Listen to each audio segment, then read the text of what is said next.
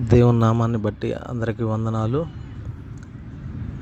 గత వారం 10 రోజుల క్రితం గ్రూప్లో మీ అందరినీ నేను ఒక ప్రేయర్ రిక్వెస్ట్ అడగటం జరిగింది. నా రెండో కుమారుడికి ఆయాసం తగ్గలేదని హాస్పిటల్లో పెట్టడం, ఆయాసం ఎక్కువ అవ్వటం, శ్వాస తీసుకోలేని పరిస్థితిలో ఉండటం,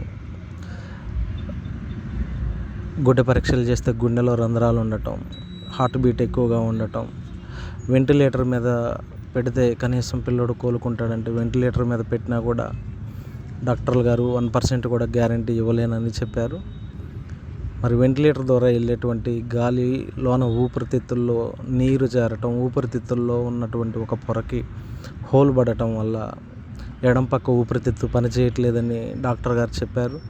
అంతేకాదు డాక్టర్ గారు అన్నారు, 1% కూడా మేము మీ పిల్లోడి విషయంలో గ్యారంటీ ఇవ్వలేము. పిల్లోడికి ఊపిరితిత్తు ఎడం పక్క ఊపిరితిత్తుకి సంబంధించిన చిన్న సర్జరీ ఆపరేషన్ ఒకటి చేయాలి. ఆపరేషన్ కూడా సక్సెస్ అయిద్దో అవ్వదో చెప్పలేము. 99% ఆపరేషన్లోనే రిస్క్ ఉంది.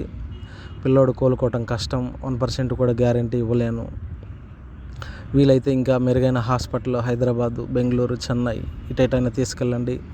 లేదు కొనసాగించి వైద్యం చేయమంటే మా ప్రయత్నం మేము చేస్తాము. కానీ పిల్లోడి విషయంలో రిస్క్ అయితే ఉంది. 1% కూడా గ్యారంటీ ఇవ్వలేను. నా ప్రయత్నం నేను చేస్తాను. ఇంకేది జరిగినా దైవ కార్యమే. పిల్లోడి విషయంలో దేవుడు ఆశ్చర్యం చేస్తేనే తప్ప పిల్లోడు మీ చేతికి రాలేడు అని డాక్టర్లు చేతులు చేసిన సమయంలో మేము చేసిన ఉపవాస ప్రార్థనలు, ఎంతోమంది పాస్టర్ గారులు ఉపవాసం ఉండి చేసిన ప్రార్థనలు, అంతేకాకుండా మన గ్రూపులో వాళ్ళు చేసినటువంటి ఉపవాస ప్రార్థనలు, ప్రేయర్ రిక్వెస్ట్ పెట్టగానే మెసేజ్ రూపంలో భరోసా ఇచ్చి, బ్రదర్ మేము ప్రార్థన చేస్తున్నాము, ధైర్యంగా ఉండండి.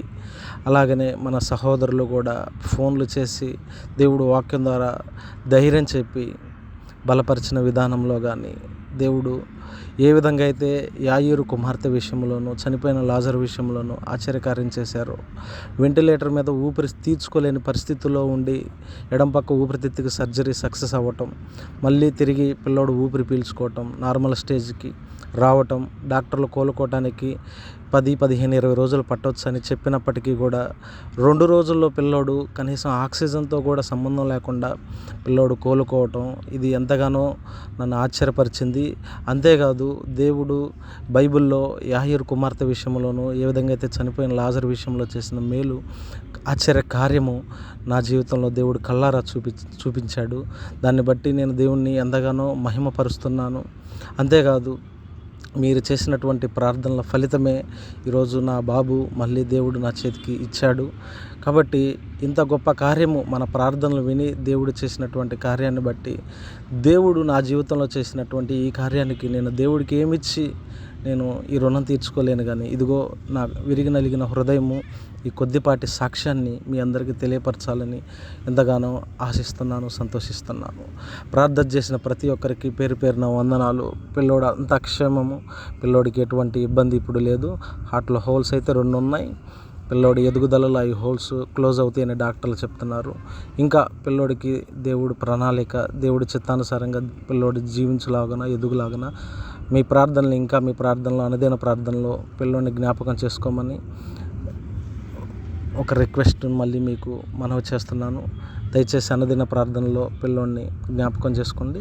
పిల్లోడికైతే 1% లేదు, గ్యారంటీ ఇవ్వలేము అని చెప్పినటువంటి డాక్టర్లే 2 రోజుల్లో పిల్లోడు కోలుకోవటం డాక్టర్లను సైతం ఆశ్చర్యానికి గురి చేసింది. ఇది పూర్తిగా దైవ కార్యమే, దేవుడు నా జీవితంలో చేసిన మేలు.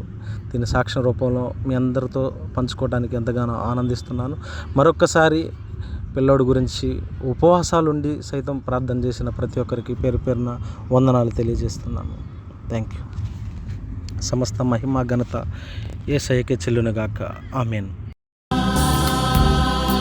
పరలోకమందున్న మా తండ్రి, నీ నామము పరిశుద్ధపరచబడుగాక, నీ రాజ్యము వచ్చుగాక, నీ చిత్తం పరలోకమందు నెరవేరునట్లు భూలోకమందు నెరవేరుగాక. ఆమేన్.